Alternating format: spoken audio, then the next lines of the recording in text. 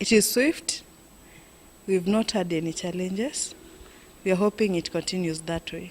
Because even moving to Nairobi, when you have errands to run around Nairobi, maybe in the morning, it will be easier. Kwanza kabisa nafurahia sababu ya introduction ya train ya saa hizi za usiku, za saa 5 za usiku.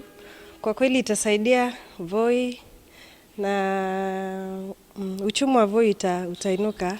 Tukiangalia kwa upande wa biashara, wanabiashara wa Voi wataweza kusafiri kwa wepesi. Mchana wako kazini, usiku wana travel, unaweza pata usiku waende Nairobi maybe ama